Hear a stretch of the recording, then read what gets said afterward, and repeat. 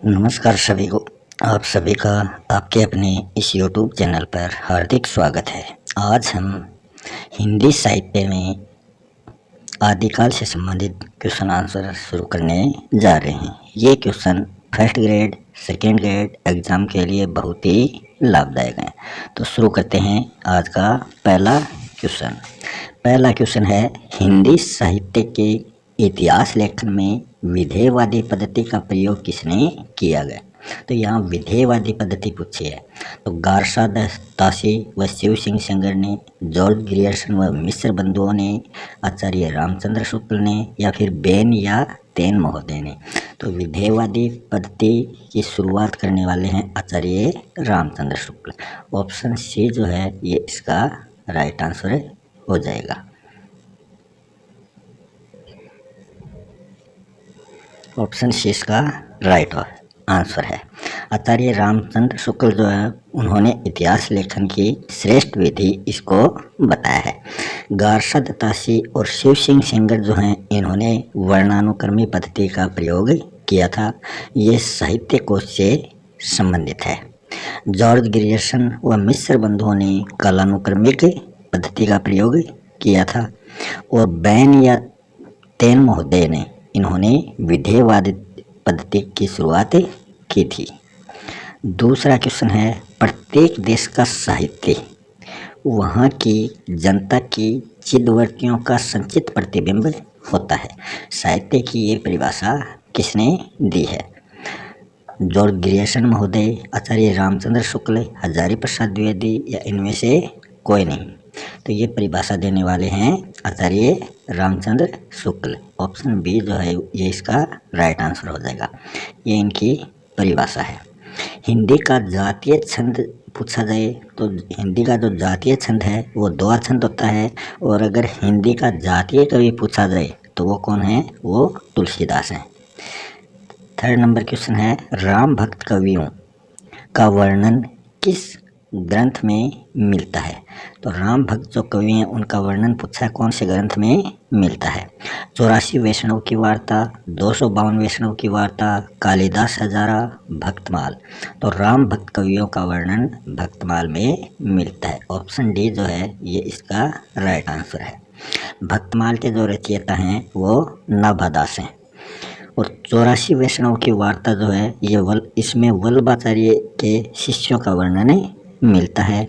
और 252 वैष्णव की वार्ता है, इसमें विठलनाथ के शिष्यों का वर्णन मिलता है। और कालिदास हजारा जो है इसके लेखक कालिदास त्रिवेदी हैं। और 84 वैष्णव की वार्ता और 252 वैष्णव की वार्ता, इन दोनों रचनाओं के जो रचयिता हैं वो हैं गोसाई गोकुलनाथ। फोर्थ नंबर क्वेश्चन है, गुरु ग्रंथ साहिब में किनके पदों का संकलन नहीं किया गया? तो गुरु ग्रंथ साहिब जो सिखों का पवित्र ग्रंथ माना जाता है उसमें कौन से कवि के पद संकलित नहीं है? तुलसीदास, कबीर, नामदेव, रैदास। तो इसमें तुलसीदास जी के पद इसमें शामिल नहीं है। ऑप्शन ए इसका राइट आंसर हो जाएगा। सूरदास व मीरा इनके भी पद इसमें शामिल नहीं है। बाकी कबीर, नामदेव, रैदास के पद इसमें शामिल किए गए हैं। फिर कुछ आगे एक्स्ट्रा फैक्ट दे रखे हैं कि हजारी प्रसाद द्विवेदी जो हैं हिंदी साहित्य की भूमिका, ये ग्रंथ हजारी प्रसाद द्विवेदी द्वारा रचा गया है। इसमें सर्वप्रथम ईस्वी शब्द का प्रयोग हजारी प्रसाद द्विवेदी ने किया है। आदिकाल की समय सीमा हजारी प्रसाद द्विवेदी ने 1057 से 1457 विक्रम संवत बताई है। तो विक्रम संवत में क्या होता है, इसको ईस्वी बनाने पर इसमें 57 घटाया जाता है। तो 1000 ईस्वी से 1400 ईस्वी तक आदिकाल की समय सीमा किसने बताई है? हजारी प्रसाद द्विवेदी ने। हजारी प्रसाद द्विवेदी ने ईस्वी शब्द का प्रयोग किया है। भक्ति साहित्य ये भी विक्रम संवत में है, 1457 से 1707 विक्रम संवत। प्रेम मार्गी काल, रीतिकाल को इन्होंने प्रेम मार्गी काल कहा है और इसका समय माना है 1707 से 1907 विक्रम संवत। बाबू श्याम सुंदर दास जो हैं इन्होंने हिंदी भाषा एवं साहित्य की रचना 1920 में की है। और वीर गाथा काल जो आदिकाल है उसकी इन्होंने समय सीमा बताई है 1050 से 1400 विक्रमी संवत। ईस्वी बनाने पर इसमें भी 57 घटा दिया जाता है।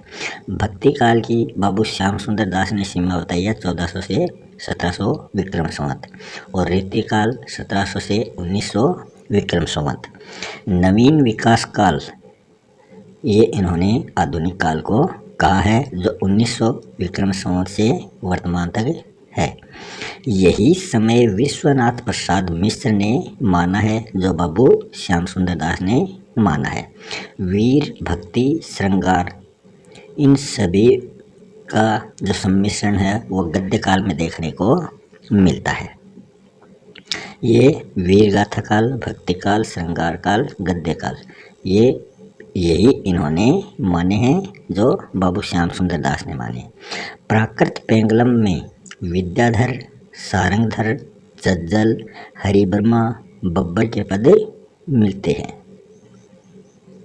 अगला क्वेश्चन है गारसा दत्तासी द्वारा रचित ग्रंथ स्तवार, दयालालितेतर, इंदुई, हिंदुस्तानी इनसे संबंधित जो सत्य कथन है वो आपको बताना है। ऑप्शन ए है यह रचना 3 भागों में प्रकाशित हुई है। ऑप्शन बी है इसकी भाषा जो है वो अंग्रेजी है। ऑप्शन सी है इसमें 938 कवियों का वर्णन मिलता है। ऑप्शन डी है हिंदी साहित्य इतिहास लेखन का प्रथम प्रयास गारसा दत्तासी द्वारा किया गया। तो ऑप्शन डी जो है यही इसका राइट आंसर है। यह रचना 3 भागों में प्रकाशित नहीं है बल्कि 2 भागों में प्रकाशित है। पहला भाग 1839 में और दूसरा 1847 में। और ये अंग्रेजी भाषा में रचित नहीं है, इसकी जो भाषा है वो है फ्रेंच भाषा। और इसमें 938 कवियों का वर्णन नहीं है बल्कि 738 कवियों का वर्णन इसमें किया गया है, जिसमें हिंदी भाषा के 72 कवि शामिल थे।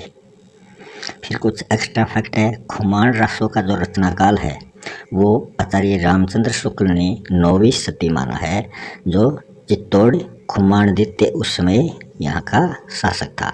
वह मोतीलाल मेनारिया जो है उन्होंने 17वीं सदी माना है और इनसे संबंधित जो शासक थे वो चित्तौड़ नरेश राज सिंह थे। इन्होंने इसका रचनाकाल माना है।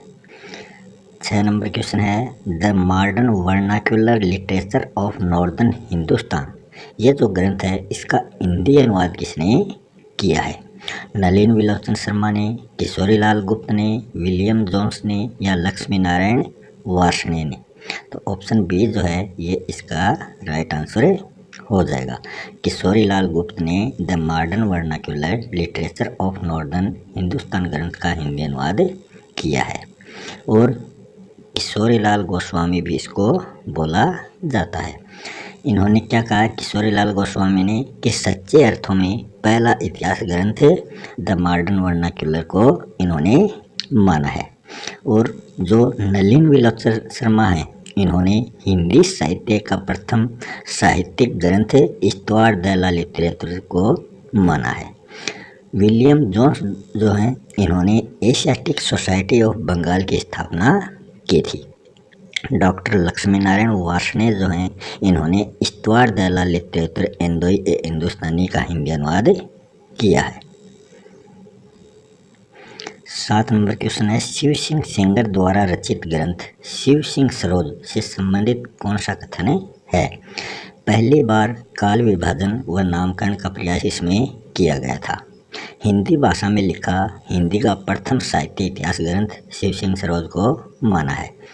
संपूर्ण साहित्य को 11 कालखंडों में इन्होंने बांटा है। इसका जो प्रकाशन है वो 1888 ईस्वी को किया गया। तो इसमें जो सही है वो है ऑप्शन बी। हिंदी भाषा में लिखा हिंदी का प्रथम साहित्य इतिहास ग्रंथ शिव सिंह सरोज को माना जाता है और ये 1883 ईस्वी में लिखा गया था। पहली बार काल विभाजन व नामकरण का प्रयास इसमें किया गया। वो कौन सा ग्रंथ है? वो है the modern vernacular literature of Hindustan. और संपूर्ण साहित्य को 11 कालखंडों में बांटा गया।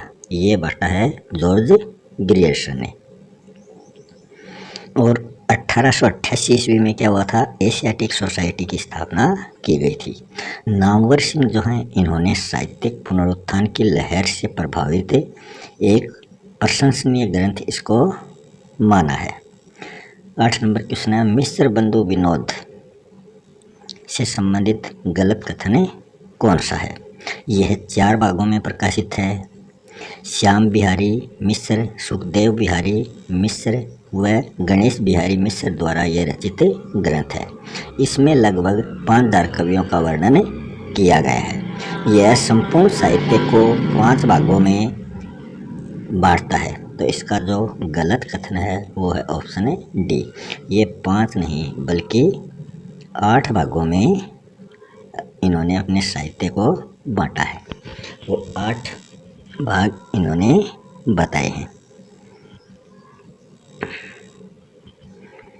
और जो पहला, दूसरा, तीसरा जो भाग है ये 1914 में 3 भाग प्रकाशित कर दिए थे और 1934 में इन्होंने चौथा भाग प्रकाशित किया था। तो 4 भाग जो हैं वो 1913 में 3 और 1934 में चौथा। आरंभिक काल, इन्होंने आदिकाल को आरंभिक काल माना है। इसका जो समय है वो 700 से 1343 विक्रम संवत माना है। फिर आरंभिक काल में ये पूर्वारंभिक और ये उत्तरारंभिक। तो आरंभिक काल को 2 भागों में बांटा है, पूर्वारंभिक और उत्तरारंभिक। उत्तरारंभिक 1344 विक्रम संवत से 1444। फिर मध्यकाल जो है भक्ति काल, उसको भी इन्होंने 2 भागों में बांटा है माध्यमिक काल के रूप में। पूर्व माध्यमिक काल की समय सीमा 1445 से 1560 विक्रम संवत है और प्रौढ़ माध्यमिक काल है, इसकी सीमा 1561 से 1680 विक्रम संवत है। फिर जो ऋतु काल है उनको इन्होंने अलंकृत काल कहा है। इसको भी 2 भागों में बांटा है। पूर्वालंकृत काल, इसकी समय सीमा 1681 से 1790 विक्रम संवत है और उत्तरा अलंकृत काल जो है इसकी समय सीमा 1791 से 1889 विक्रम संवत है। और फिर इन्होंने परिवर्तन काल माना है 1890 से 1925 विक्रम संवत और वर्तमान काल की समय सीमा इन्होंने मानी है 1926 ईस्वी से 1926 विक्रम संवत से अब तक। तो ये मिस्र बंधुओं द्वारा विभाजित कालखंड है।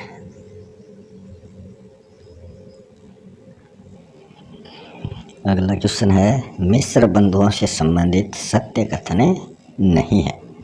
पहला है, खड़ी बोली गद्य का प्रथम लेखक इन्होंने गोरखनाथ को माना है। दूसरा है, देव व बिहारी के विवाद की जड़ इन्होंने बताई है और देव को इन्होंने बड़ा माना है। रामकुमार वर्मा ने मिस्र बंधु विनोद को इतिवृत्तात्मक ग्रंथ कहा है। कवि परिचय पर रचना परिचय से अधिक बल इन्होंने दिया है। तो इसमें गलत कथन बताना है, वो कौन सा है? वो है ऑप्शन सी। ऑप्शन सी जो है ये इससे संबंधित गलत कथन है। रामकुमार वर्मा ने मिस्र बंधु विनोद को इतिवृत्तात्मक ग्रंथ नहीं बताया है, बल्कि आचार्य रामचंद्र शुक्ल ने इसको ये बात कही है और रामचंद्र शुक्ल ने इसे कविवृत्त संग्रह भी कहा है। शुक्ल ने रीतिकाल के कवियों का परिचय इस ग्रंथ से लिया है। रामकुमार वर्मा ने ताशी के ग्रंथ को इतिहास का आभास मात्र कहा है। नागरी प्रचारणी सभा 16 जुलाई 1893 को इसकी स्थापना की गई थी। ये काशी में स्थापित है। इससे संबंधित जो गलत कथन है वो आपको बताना है। इसके अध्यक्ष जो हैं वो राय कृष्ण दास बने।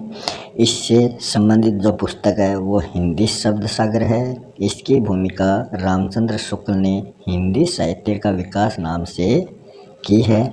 शुक्ल ने इसका संशोधन कर 1929 में हिंदी साहित्य का इतिहास लिखा। तो इसमें से जो असंबंधित कथन है वो है ऑप्शन 1। इसके अध्यक्ष जो हैं वो राय कृष्ण दास नहीं बल्कि राधा कृष्ण दास जो हैं वो भारतेंदु हरिश्चंद्र के फुफेरे भाई हैं। उनके द्वारा इसकी अध्यक्षता की गई थी। शुक्ल ने संशोधन कर 1929 में हिंदी साहित्य का इतिहास लिखा। इसमें क्या है कि लोगों की चित्तवृत्तियों को आधार बनाकर इसकी जो रचना है वो की गई है। इसके जो संस्थापक हैं वो माने जाते हैं क्वींस कॉलेज काशी के छात्र श्याम सुंदर दास, पंडित राम नारायण, शिव कुमार सिंह। इन्होंने इसकी स्थापना की थी। इसके जो सदस्य हैं वो हैं सुधाकर द्विवेदी, ग्रियर्सन, अंबिका दत्त व्यास और बद्रीनारायण चौधरी प्रेमधन। 11 नंबर क्वेश्चन है, आचार्य रामचंद्र शुक्ल से संबंधित सत्य कथन कौन सा नहीं है? दोहरे नामकरण की परंपरा शुरू की, भक्ति काल को सगुण व निर्गुण भागों में बांटा, रीति काल को 3 भागों में विभाजित किया, त्रिवेणी में क्रमशः तुलसी, सूर, जायसी को श्रेष्ठ क्रम में स्थान दिया। सबसे श्रेष्ठ तुलसी, बाद में सूरदास, बाद में जायसी। तो जो गलत कथन है वो है ऑप्शन है सी। रीतिकाल को 3 भागों में इन्होंने विभाजित नहीं किया। इन्होंने ये रीतिकाल का विभाजन नहीं कर पाए। रीतिकाल को 3 भागों में विभाजित किया था विद्यानिवास मिश्र ने। विश्वनाथ प्रसाद मिश्र ने इसको 3 भागों में विभाजित किया था। वो कौन से हैं? रीतिबद्ध, रीतिमुक्त और रीतिसिद्ध।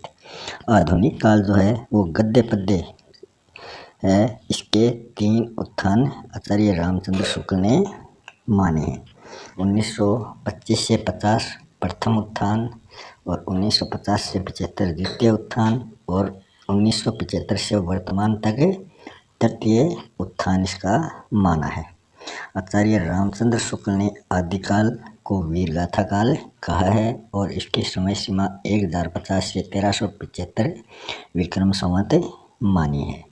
पूर्व मध्यकाल भक्तिकाल को इन्होंने पूर्व मध्यकाल कहा है और 1375 से 1700 विक्रम संवत इसकी समय सीमा मानी है। रीतिकाल को इन्होंने उत्तर मध्यकाल कहा है। इसकी समय सीमा 1700 से 1900 विक्रम संवत आचार्य रामचंद्र शुक्ल ने मानी है। आधुनिक काल को इन्होंने गद्य काल कहा है। इसकी समय सीमा 1900 विक्रम संवत से वर्तमान तक है।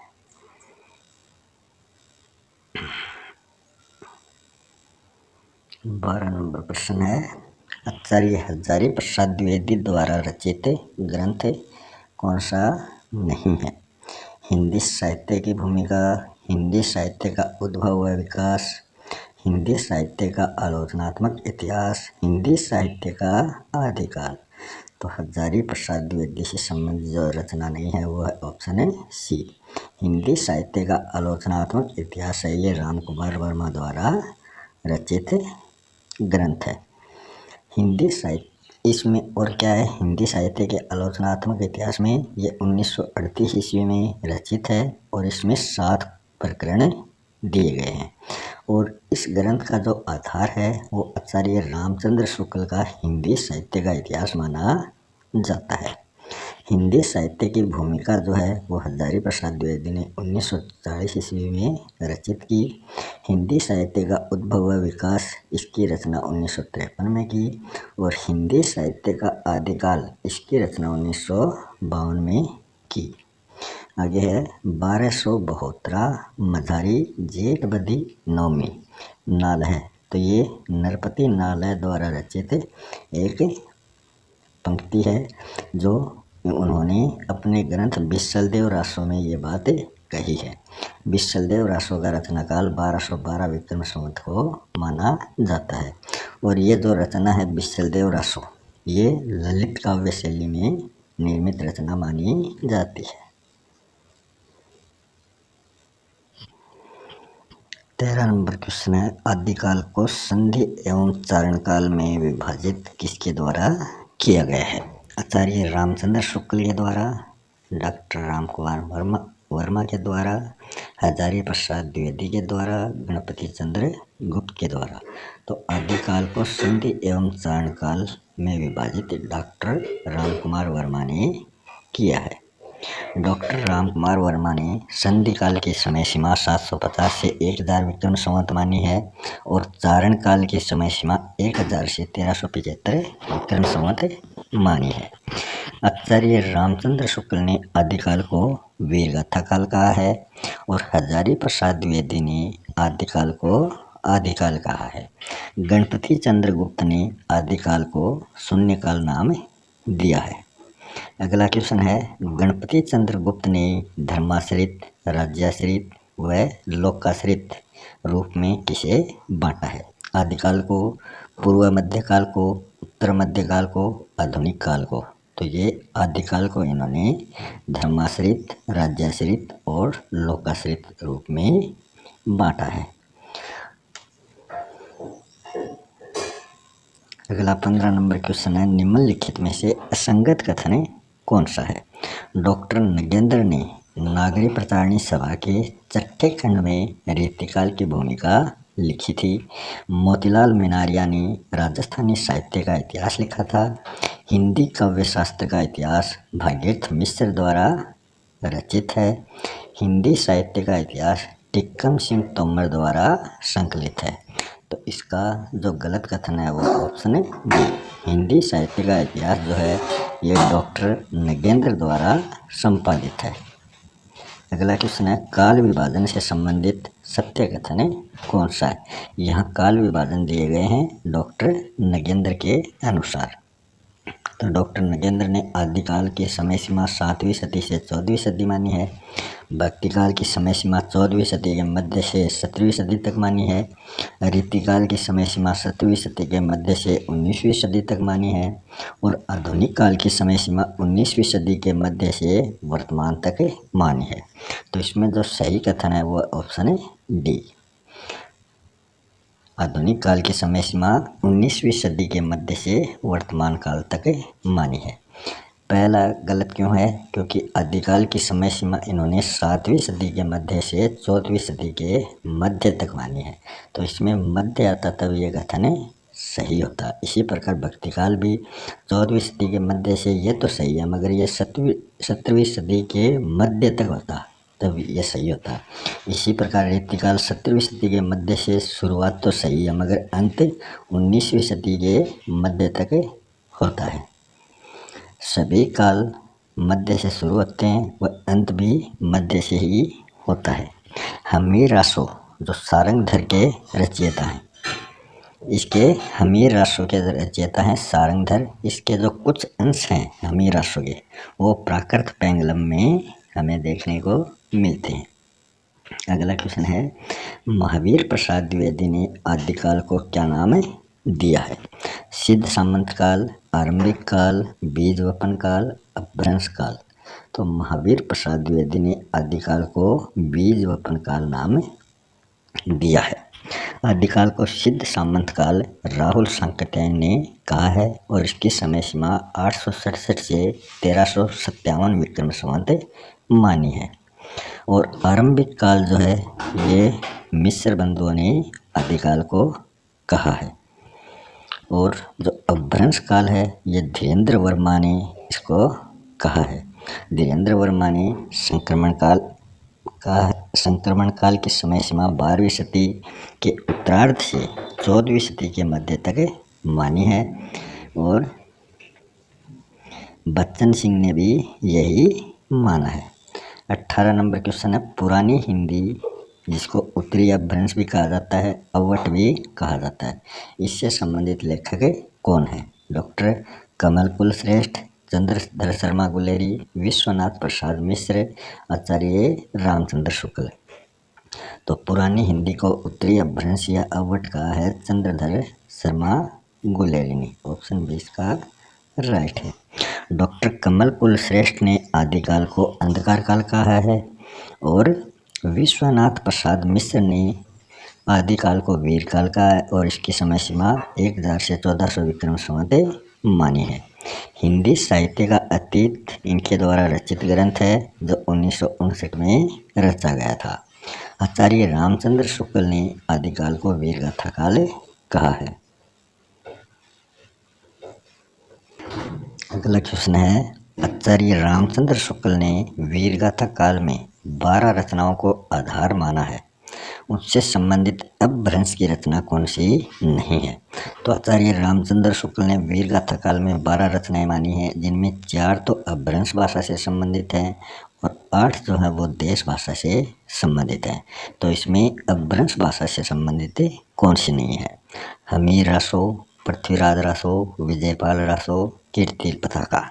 तो इसमें जो अपभ्रंश से संबंधित नहीं है वो है पृथ्वीराज रासो। ये पृथ्वीराज रासो जो है ये देश भाषा से संबंधित रचना है और इसके रचयिता कवि चंद्रबरदाई हैं।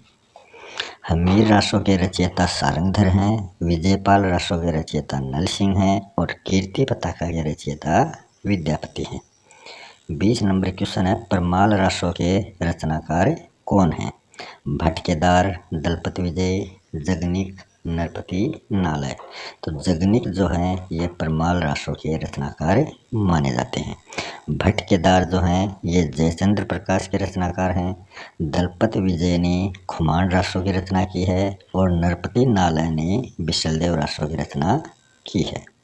आदिकाल की वीर गाथा से संबंधित देश भाषा की रचना कौन सी नहीं है?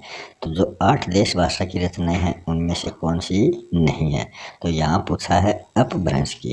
अपभ्रंश की 4 थी, 3 तो ऊपर देख ली हमने, एक और जो बाकी है वो हम यहाँ देख लेंगे। खुसरो की पहेलियाँ, पदावली, जयमंक, जसचंद्रिका, कीर्तिलता। तो इसमें कीर्तिलता जो है और कीर्ति पताका विद्यापति द्वारा रचित हैं। ये अपभ्रंश से संबंधित रचनाएं हैं। खुसरो की पहेलियाँ अमीर खुसरो द्वारा रचित, पदावली विद्यापति द्वारा रचित और जयमंक जसचंद्रिका मधुकर कवि द्वारा रचित रचना है। अगला क्वेश्चन है, सिद्ध साहित्य से संबंधित विशेषता कौन सी नहीं है? तो यहाँ सिद्धों की विशेषता दी गई है, उनमें से कौन सी नहीं है? पहला है संध्या भाषा व उल्टभाषियों का प्रयोग। दूसरा है नारी को साधना के केंद्र में रखकर पंचमकार का त्याग किया, सामाजिक खंडन मंडन की प्रवृत्ति पर बल दिया, तृष्णाओं के दमन की अपेक्षा भोग पर बल दिया। तो इसमें ऑप्शन बी जो है ये राइट है। नारी को साधना के केंद्र में रखकर पंचमकार का त्याग नहीं बल्कि इन्होंने पंचमकार की साधना पर बल दिया है, जो वाममार्गी के रूप में जानी जाती है। ये पंचमकार कौन कौन से हैं? मांस, मदिरा, मैथुन, मत्स्य और मुद्रा। और क्या होता है इसमें और विशेषताएं जो हैं वह गुरु की महिमा, काया की साधना, शून्यवाद, शांत व श्रृंगार रस की प्रधानता। तो ये सिद्धों से संबंधित विशेषताएं यहाँ दी गई हैं। अगला क्वेश्चन है, सिद्ध बौद्ध धर्म की किस शाखा से निकले थे? हीनयान, महायान या उपयुक्त दोनों या इनमें से कोई नहीं। जो सिद्ध हैं ये बौद्ध धर्म की महायान शाखा से निकले थे, जो वज्रयानी कहलाए थे।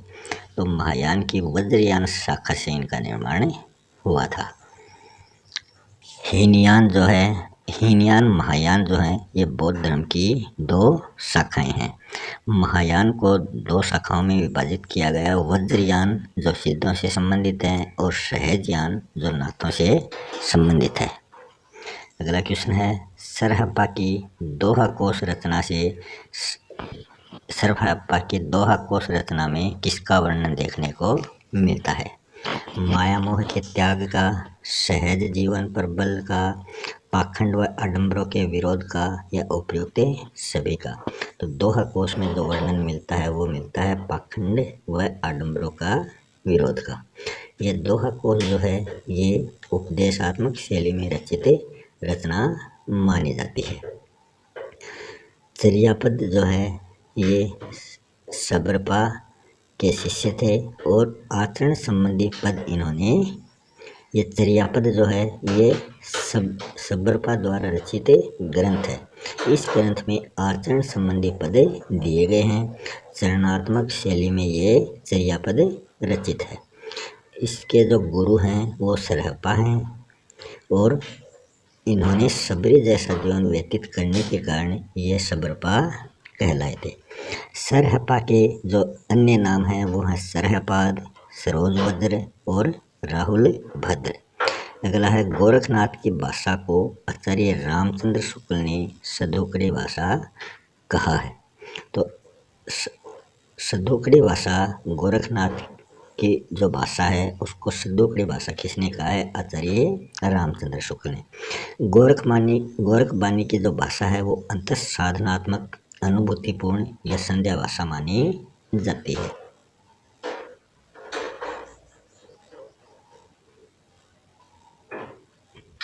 अगला क्वेश्चन है उड़ीसा के राज परिवार को अपना अनुयायी किसने बनाया था? कुकुरपा ने, कन्हपा ने, लोईपा ने, सरहपा ने। तो लोईपा जो है इन्होंने उड़ीसा के राज परिवार को अपना अनुयायी बनाया था और ये सर्वाधिक प्रसिद्ध कवि माने जाते हैं और ये कायस्थ जाति से संबंधित थे। कुकुरपा जो हैं ये कपिलवस्तु में इनका जन्म हुआ था। ये ब्राह्मण वंश से संबंधित है और इनके गुरु का नाम सरपटिया है। इन्होंने 16 ग्रंथ लिखे थे जिसमें योग भावनोपदेश प्रमुख माना जाता है।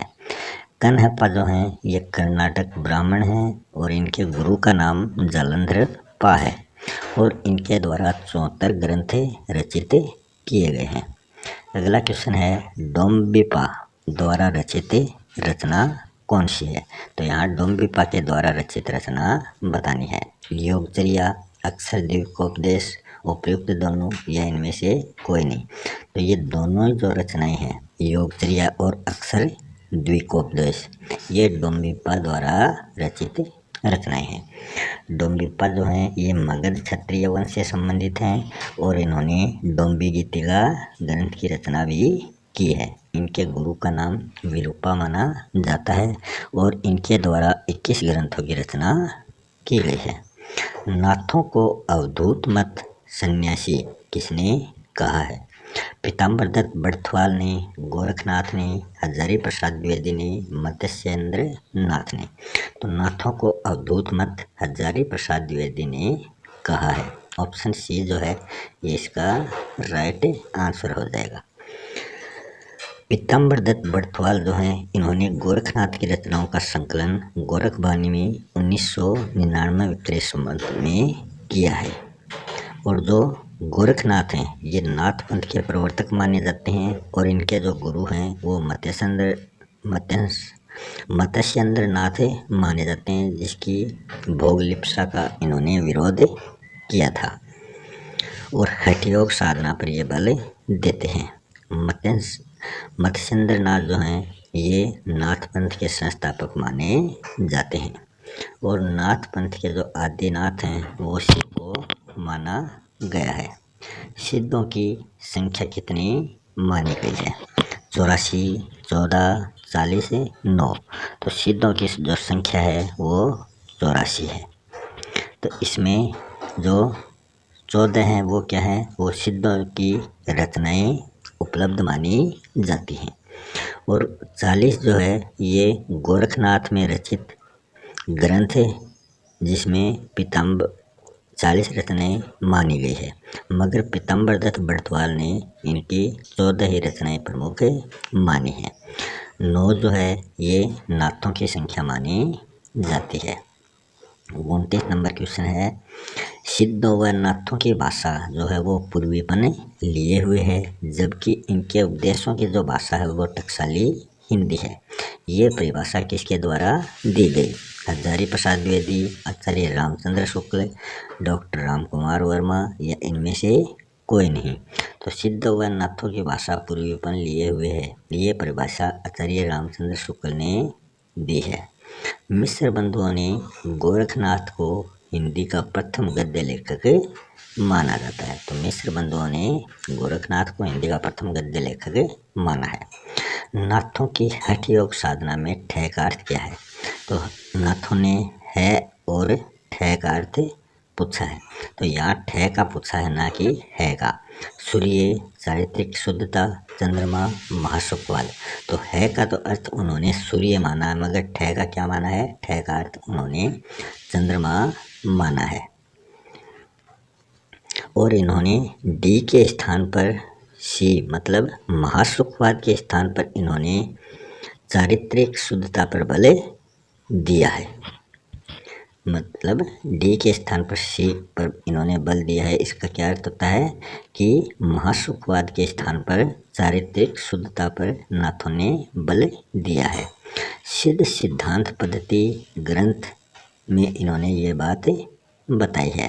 नाथ जो हैं वो नाथ सिद्धों की जो वाणियाँ हैं वो महावीर प्रसाद द्विवेदी ने नागरी प्रचारणी सभा काशी में दी है। चरपटनाथ जो हैं ये इन्होंने सिद्धों को जो वज्रयानियों से उत्पन्न हुए हैं उनको सबसे अधिक फटकारने वाले संत चरपटनाथ माने जाते हैं।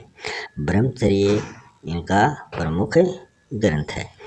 चौरंगी नाथ जो हैं ये मत्स्येंद्र नाथ के शिष्य माने जाते हैं और इनकी जो रचना है वो प्राण सांकली है। नाथों के लक्षण क्या हैं? गुरु व योग साधना पर बल, चारित्रिक शुद्धता व ब्रह्मचर्य पर बल। आचार्य रामचंद्र शुक्ल ने नाथों के साहित्य को केवल सांप्रदायिक शिक्षा मात्र कहा है। जयचंद्र प्रकाश व जयमयंक जसचंद्रिका का उल्लेख दयालदास सिंडायत ने राठौड़ों ख्यात में किया है। अगला क्वेश्चन है जैन मुक्तक काव्य की सर्वाधिक प्रसिद्ध लेखन शैली कौन सी है? तो जैन जो काव्य है वो मुक्तक और प्रबंधक रूप में रचित किया गया है। तो यहाँ मुक्तक काव्य पूछा है ना कि प्रबंधक काव्य। तो जैन मुक्तक काव्य की प्रसिद्ध जो लेखन शैली है वो कौन सी है? अपभ्रंश व देश भाषा शैली, फागु शैली, रास शैली या फिर बी व डी फागु व रास दोनों। तो इसमें ऑप्शन बी जो है वो राइट है। जैन मुक्तक काव्य की सर्वाधिक प्रसिद्ध लेखन शैली फागु शैली है और जैन प्रबंधन काव्य की जो प्रमुख शैली है वो रास शैली है। और भरत मुनि जो हैं इन्होंने क्रीडनीयक ग्रंथ की रचना की है। आचार शैली जो है इसमें उपदेश संकलित हैं, जबकि चरित जो शैली है इसमें सामान्य बातें वर्णित हैं। जैन साहित्य का जो प्रमुख रस है वो किसे माना जाता है? श्रृंगार व करुण को, वीर व निर्वेद को, शांत या फिर उपयुक्त सभी को। तो जैन साहित्य का जो प्रमुख रस है वो शांत को माना जाता है और जैन साहित्य का जो अंत है वो निर्वेद के रूप में निर्वेद रस के साथ होता है। जैन साहित्य की जो विशेषताएं हैं वो है सद्गुरु महिमा, सामाजिक बुराइयों का विरोध, शुद्ध जीवन। आगे है सरहप्पा को हिंदी का प्रथम कवि किसने माना है? डॉक्टर रामकुमार वर्मा ने, राहुल सांकृत्यायन ने, गणपति चंद्रगुप्त ने, शिव सिंह सेंगर ने। तो राहुल सांकृत्यायन ने सरहप्पा को हिंदी का प्रथम कवि माना है। डॉक्टर रामकुमार वर्मा ने स्वयंभू को हिंदी का प्रथम कवि माना है और अमीर खुसरो जो हैं इनको खड़ी बोली का प्रथम कवि माना है। और गणपति चंद्रगुप्त ने हिंदी का प्रथम कवि शालिभद्र सूरी को माना है और शिव सिंह सेंगर ने पुष्य या पुंड्र को हिंदी का प्रथम कवि माना है। आचार्य रामचंद्र शुक्ल ने हिंदी का प्रथम कवि किसे माना है? विद्यापति को, अब्दुल रहमान को, राजा मुंज को या फिर चंद्रबरदाई को। तो राजा जो चंद्रबरदाई है इनको आचार्य रामचंद्र शुक्ल ने हिंदी का प्रथम महाकवि माना है। विद्यापति को मैथिली कवि भी कहा जाता है और बच्चन सिंह ने इनको हिंदी का प्रथम कवि माना है। अब्दुल रहमान को हिंदी का प्रथम कवि मानने वाले हजारी प्रसाद द्विवेदी हैं और राजा मुंज को हिंदी का प्रथम कवि चंद्रधर शर्मा गुलेरी ने माना है। स्वयंभू द्वारा रचित राम काव्य है। तो ये 8वीं सदी से संबंधित हैं। स्वयंभू 783 ईस्वी से। अरिठनेमी चरित, स्वयंभू छंद या स्वयंभू दोहा, पौंचरयू या फिर ए और सी दोनों। तो इसमें जो सी है वो राम काव्य से संबंधित है। अपभ्रंश की रामायण पौंचरयू को माना जाता है और स्वयंभू को अपभ्रंश का वाल्मीकि कहा जाता है। और ये जो रचना है पौंचरयू ये स्वयंभू के पुत्र त्रिभुवन द्वारा पूर्ण की गई थी। स्वयंभू को अपभ्रंश का वाल्मीकि या फिर कालिदास कहा है, ये बात कही है डॉक्टर भयानी ने। पुष्पदंत से संबंधित उपाधि कौन सी नहीं है? तो पुष्पदंत जो है ये 10वीं सदी से संबंधित है। इनकी कौन सी उपाधि यहाँ नहीं दी गई? अभिमान मेरु व कवि कुल तिलक, अपभ्रंश का वेद व्यास, सरस्वती नीले या नय कुमार व जस हर चरियो। तो ये नय कुमार चरित और जस हर चरियो ये दोनों इनकी रचनाएं हैं, ना कि उपाधियां। ऑप्शन सी इसका राइट है। और जो अपभ्रंश का वेद व्यास है ये महापुराण रचना के कारण पुष्पदंत को माना जाता है। महापुराण रचना भी पुष्पदंत द्वारा रचित है। अपभ्रंश का भवभूति सेंगर ने इन्हें माना है। आरंभ में शैव भक्त और बाद में इन्होंने जैन धर्म ग्रहण किया था। किसने? पुष्पदंत ने। धनपाल की भविष्य दत्त कहा में किसका वर्णन मिलता है? तो धनपाल की जो भविष्य दत्त कहा है उसमें किसका वर्णन मिलता है? ये 10वीं सदी में रचित है। 63 जैन महापुरुषों का, साधारण वणिक पुत्र का, इंद्रिय सुख की निंदा का, विक्रमपुर की वीरणी का। तो इसमें साधारण वणिक पुत्र का वर्णन मिलता है। और ये पाश्चात्य विद्वानों में रोमांटिक काव्य माना जाता है। 63 जैन महापुरुषों का वर्णन पुष्पदंत की महापुराण रचना में मिलता है। और इंद्रिय सुख की निंदा का वर्णन राम सिंह द्वारा रचित पाहुड़ दोहा में मिलता है। और ये 11वीं सदी में रचित है और इसमें आत्म त्याग पर बल दिया गया है। और विक्रमपुर की वीरानी का वर्णन ये संदेश राशक में मिलता है, जो अहमद अद्दमान द्वारा रचित है। और इसका जो समय है वो 12वीं से 13वीं सदी माना जाता है। और यह श्रृंगार से संबंधित रचना मानी जाती है, संदेश राशक।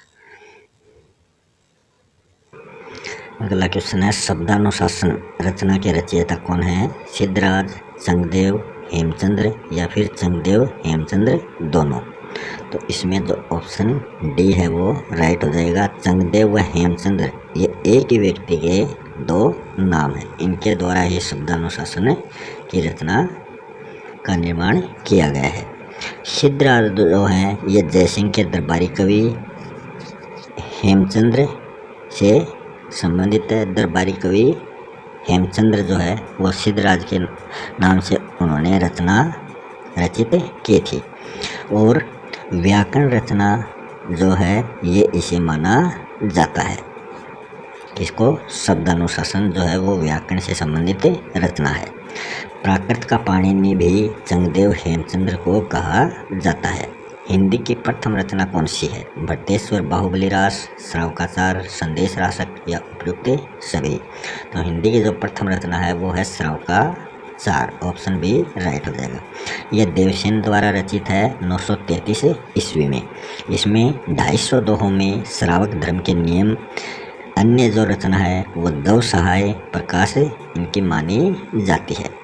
भरतेश्वर बाहुबली रास जो शालिभद्र सूरी द्वारा रचित रचना है, ये 1184 ईस्वी में रचित की गई थी। और ये खंडकाव्य शैली में ये रचित है। रास परंपरा की प्रथम रचना भरतेश्वर बाहुबली रास को माना जाता है। इनकी जो अन्य रचना है वो है बुद्धि रास व पंच पांडव चरित्र। फिर जो 205 छंदों में राजा भरत जो अयोध्या के राजा थे, वह बाहुबली जो तक्षशिला के शासक थे, इनके युद्धों का वर्णन मुनि जिनविजय सूरी ने जैन साहित्य परंपरा की प्रथम रचना भट्टेश्वर बाहुबली रास को माना है। तो ये भट्टेश्वर बाहुबली रास से संबंधित है। और संदेश राशक जो है ये प्रथम धर्मेतर रास माना जाता है। चंदन वाला रास से संबंधित विकल्प कौन सा है? कोश्या नामक गणिका के प्रेम का वर्णन, अपभ्रंश प्रभावित राजस्थानी भाषा का प्रयोग, जैन तीर्थकर रेवंतगिरी व नेमिनाथ की प्रतिमा का वर्णन, करुण रस प्रधान रचना जिसमें दधिवान की पुत्री का वर्णन मिलता है। तो इसमें जो चंदनबाला रास है ये जालोर के आशगु कवि जो हैं उनके द्वारा रचित रचना है। इससे संबंधित विकल्प है ऑप्शन डी। यह है करुण रस प्रधान रचना है जिसमें दधिवान की पुत्री का वर्णन मिलता है। 1200 ईस्वी में ये रचित की गई थी और ये करुण रस प्रधान रचना मानी जाती है। इसमें 35 छंदों का प्रयोग किया गया है और इसकी जो शैली है वो खंड काव्य है।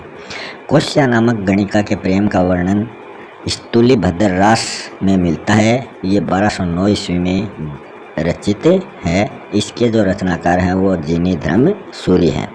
अपभ्रंश प्रभावित राजस्थानी भाषा का प्रयोग ये नेमिनाथ रास में किया गया, जो 1213 ईस्वी में सुमति गुणी द्वारा रचित रचना है और इसमें नेमिनाथ रास में श्री कृष्ण के चरित्र की व्याख्या की गई है। फिर है जैन तीर्थकर रेवंतगिरी व नेमिनाथ की प्रतिमा का वर्णन ये रेवंतगिरी रास में हमें देखने को मिलता है, जो 1231 ईस्वी में रचित है और विजय सेन सूरी द्वारा इसकी रचना की गई है। रासो साहित्य से संबंधित विशेषता कौन सी नहीं है? आश्रयदाताओं का अतिशयोक्तिपूर्ण वर्णन, युद्धों का सजीव वर्णन, मुख्य रस श्रृंगार व सहायक रस वीर, संकुचित राष्ट्रीय भावना। तो इसमें जो नहीं पूछा है तो रासो साहित्य से संबंधित जो विशेषता नहीं है वो ऑप्शन सी। मुख्य रस तो है वीर और सहायक रस जो है वो है श्रृंगार। तो इस प्रकार ये होता तो ये राइट होता। और जो डिंगल भाषा है इसमें अपभ्रंश और राजस्थानी भाषा के शब्द देखने को मिलते हैं और ये चारणों से संबंधित है। पिंगल शैली में अपभ्रंश ब्रज भाषा देखने को मिलती है। ये दोनों का मिश्रण है और भाट कवि इसका प्रयोग करते हैं। भाषा का प्रयोग, प्रकृति का उद्दीपन रूप में चित्रण, सामान्य जन की उपेक्षा, नारी का भोग रूप में चित्रण, ये सभी हमें इसमें रासो साहित्य में देखने को मिलता है। फिर नीचे कुछ एक्स्ट्रा फैक्ट हैं वो भी हम देख लेते हैं। श्रावकाचार गृहस्थों को जैन धर्म की शिक्षा देने के लिए लिखी गई थी। जो हिंदू योगेंद्र, इन्होंने परमात्म प्रकाश, योगसार, इन दोनों रचनाओं का जो आधार है वो दोहा काव्य लेखन शैली है। मुनि राम सिंह की रचना पाहुड़ दोहा पर जोइंदू की दोहा शैली का प्रभाव पड़ता है। उपदेश रसायन रास के रचयिता जिनदत्त सूरी माने जाते हैं। जॉर्ज ग्रियर्सन ने आदिकाल का समय जो है वो 700 से 1457 विक्रम संवत माना है। आदिकाल जो नामकरण है वो उद्भव काल वासुदेव सिंह ने आदिकाल को बताया है। संक्रांति काल राम प्रसाद मिश्र द्वारा दिया गया नाम है। हिंदी में लिखने वाले पहले मुसलमान कवि अब्दुल रहमान या फिर उद्दत रहमान माने जाते हैं। ये इन्हीं के नाम है। काशी प्रसाद जायसवाल ने कहा है कि काव्यगत भाषा अपभ्रंश जो है वो प्राकृत से दूर व हिंदी के निकट मानी जाती है। तो इस प्रकार हमने 41 क्वेश्चन इसमें हम कंप्लीट कर लिए। शेष क्वेश्चन हम अगले वीडियो में प्रस्तुत करेंगे। तब तक के लिए धन्यवाद।